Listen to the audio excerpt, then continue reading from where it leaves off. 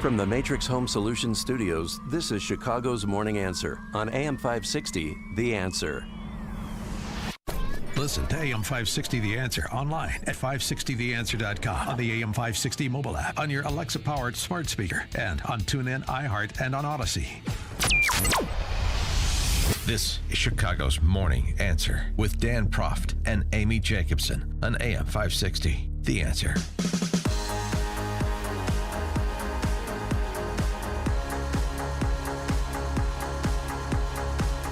Top of the morning, Dan and Amy, building on the conversation we had at the end of last hour about, in part, Baltimore City high schools, where 41% of high school students have a GPA below 1.0.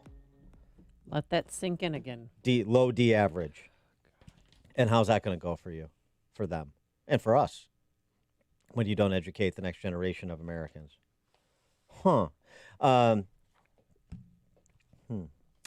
Boston. On Friday, federal judge William Young withdrew an earlier opinion approving new admissions plan for 3 elite Boston public schools. The new plan aimed to substitute grades and zip codes for a competitive entrance exam, which was designed to reduce the number of white and Asian American students. How do we know this? There were emails unearthed from members of the Boston School Committee where they explicitly say this. That's how we know it. So the judge took the extraordinary step of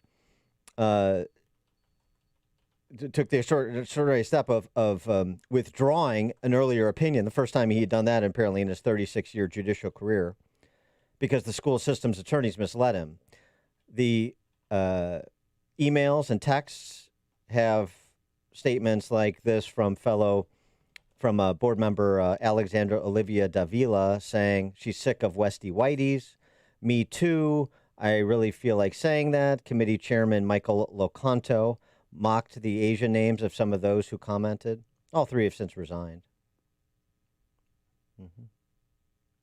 Wall Street Journal opining on this. Americans are awakening to the reality that for all their talk about diversity and inclusion, today's progressives want to discriminate by race. If Black and Latino children are not scoring high enough on competitive exams to get into the best public schools, the progressive answer isn't to lift the achievement or improve K-8 schools. Their answer is to suppress merit and deny seats to Asian Americans in particular. The main result is more bitterness, more resentment, more racial division, right? More unfairness. And, American people don't like things that are patently unfair. But it's systemic. And by the way, why? Why do this way? Because just sort of, identity, culture, I'm Latino, so I'm for Latinos, I'm Black, I'm for Blacks. I think it's a little bit deeper than that and a little bit more cynical. They are operating systems in big cities, school systems talking about, and frankly, government generally in big cities, that do not deliver what they promise to deliver. And so you see this in educational outcomes, and then you see it in median household income. And so what do they need to do to paper over their failure? They need to move more people along who are the victims of their failure and their failed systems so that they are not continuing to reside in the lowest quintile of American economic life. Because those who are advancing based on merit do quite well in this country, and I'm talking about minority groups, Black and brown people. So again, 2019, just a bit of a refresher here, 2019 median U.S. household income by ancestry group. The highest in the nation, Indian, okay. Taiwanese, in order, Taiwanese, Filipino, Indonesian, Pakistani, Iranian, Lebanese, Japanese, Turkish, Chinese, Korean, Syrian, Hmong, Vietnamese, Cambodian, white. A dozen down the list. After white, Ghanaian, Bangladeshi, Guyanese, Egyptian, Palestinian, Thai, Laotian, Nigerian. But this is a country that's systemically racist against people who are not descendants of the Europeans. Really? I think that's a tough case to make out on the merits, don't you? For more on the topic, we're pleased to be joined by my initial candidate Yes. for president in 2016. He's the man who got your votes. A guy I supported. He is the former Wisconsin Governor, Scott Walker, who is now the president and CEO of Young America's Foundation. Scott, thanks for joining us again. Appreciate it. Hey, good morning. Good to be with you. Good morning. The whole critical race theory, and we see this on the college campus. I mean, we see this on college campuses. This is sort of the ground zero for it. Most recently, here's an example. Student club at North Carolina demands anti-racist alerts when white supremacists come to campus. And of course, white supremacists would include the head of a pro-life group. It was because promoting life for all races is somehow white supremacist too. I don't understand, but that's the culture in education from pre-K through college, and the results are in, and they're devastating. Yeah, they really are. And it's something we've warned about for years on college campuses, but increasingly it's happening from kindergarten all the way through 12th grade. Maybe one of the few silver linings of the pandemic over the past year and a half has been that parents have been able to see what their kids are learning, and they're starting to speak out. Because let's be clear, critical race theory is really nothing more than state-sanctioned, government-sanctioned racism. And we got to push back against that. Martin Luther King, probably the world's most renowned civil rights activist, obviously in his greatest speech, talked about having a dream that his children would grow up in a country where they'd be judged by the content of their character and not the color of their skin. And what you're talking about, people are doing across the country, runs absolutely counter to that. And in the article that you wrote for the Washington Times in your op-ed, you mentioned that instead of teaching critical race theory, we should be teaching children about the privilege of living in the United States. That's exactly right. I said we don't have white privilege; we have red, white, and blue privilege. Yeah. Too many people don't understand American world history or economics, for that matter, because if they did, they'd understand. Comparing to people like those protesting as we speak in Cuba, those who were protesting over the past year in Hong Kong, other places around the world, what did they do? They raised the American flag as a symbol of freedom and opportunity that's uniquely available to the masses here in America. And sadly, our schools and our colleges and universities are teaching our students the opposite. And I would add, I was listening in as you were talking, and I think there's two parts to it. One, I think you're right, exactly right. In too many of the government-run schools, they're covering up for the true racism, the systematic racism, which is the racism of low standards, that they're not teaching children in general, but particularly Black and Hispanic children, the fundamentals. But I also think it's part of this larger thing that goes beyond just school, where Marxists tried to come into America decades and decades ago and failed because we're not a class-based society. I mean, in Illinois, either end of the spectrum, you think of two widely known American presidents, Ronald Reagan and Barack Obama, both were raised out of very simple, if not poverty-stricken families, and yet became president. Shows that anyone can succeed. So the Marxists couldn't succeed based on income envy, and now have come back and tried to pit one group of Americans versus another based on race and sex and gender, and we can't let that happen. And, then they have to manufacture racism whereas it doesn't exist, which is this whole, you're familiar when Democrats flee a state, as it happened to you with your budget repair bill. Back when you were governor, they came to Rockford, as I recall. And so the Texas Democrats doing it because they won't have 24-hour or drive-through voting in Harris County.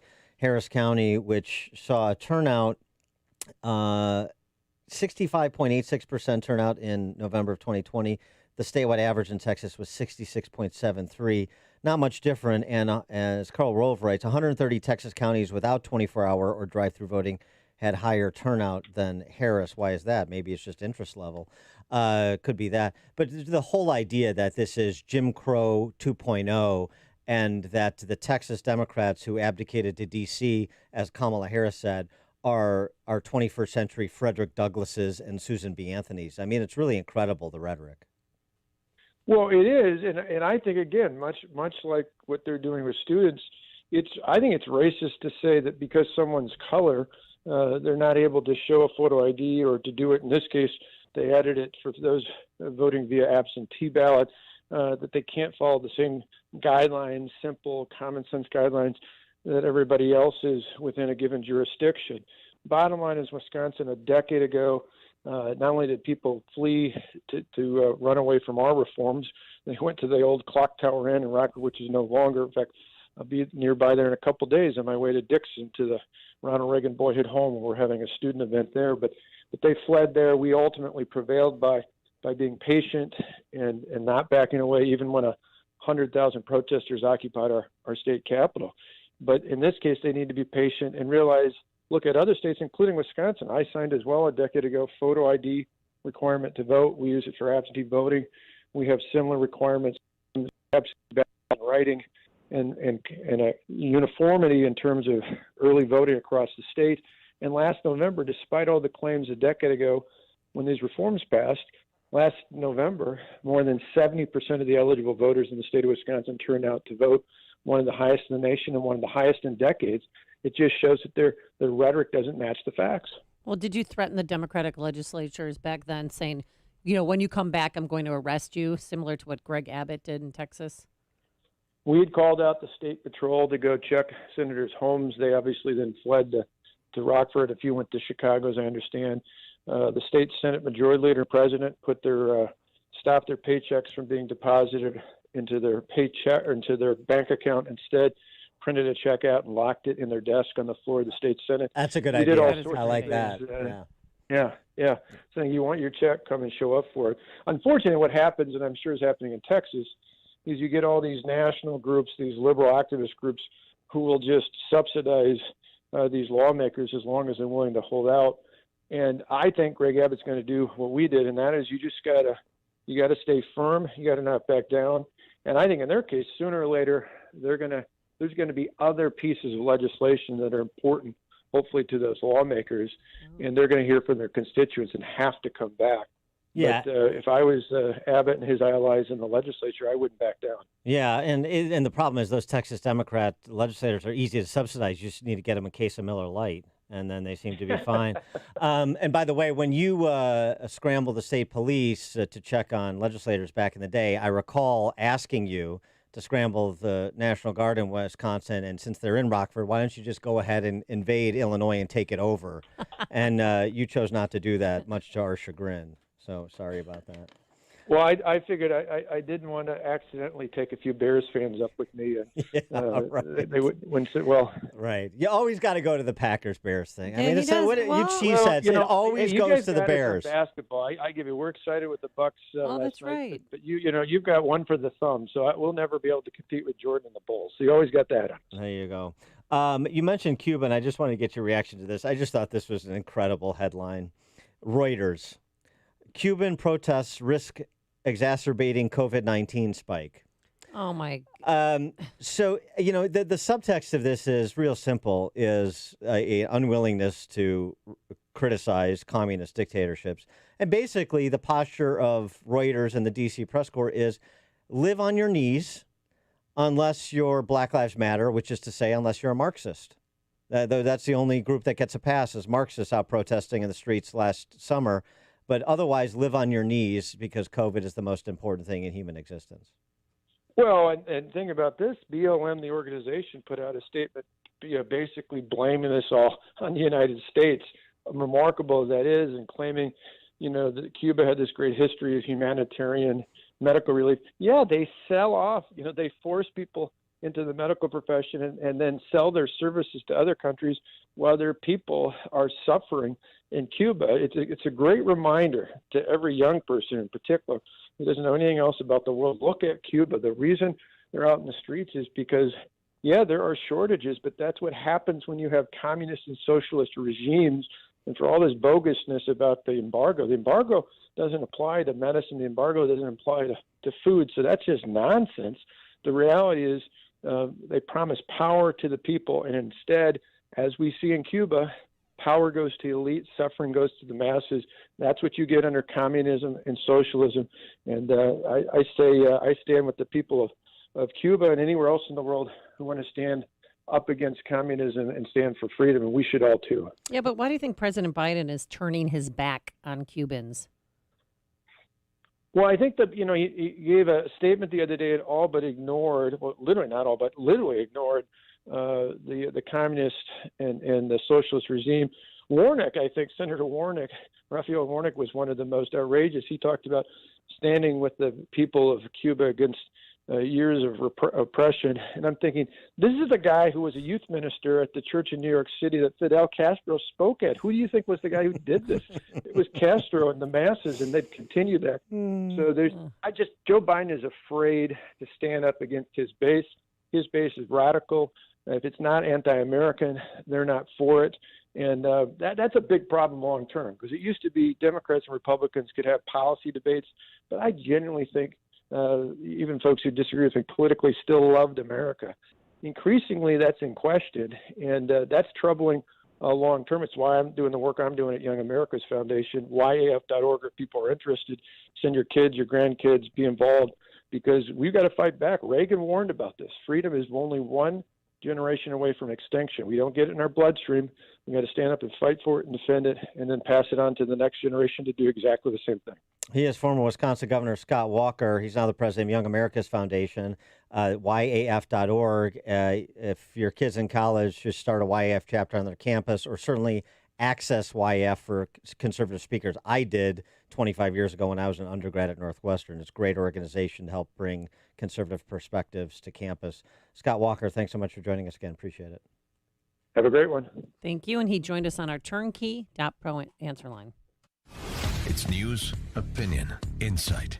This is Chicago's Morning Answer on AM 560. The Answer. Enjoy a powerful business upgrade with Dell Technologies Black Friday and July event. Get amazing savings with up to 50% off high-performance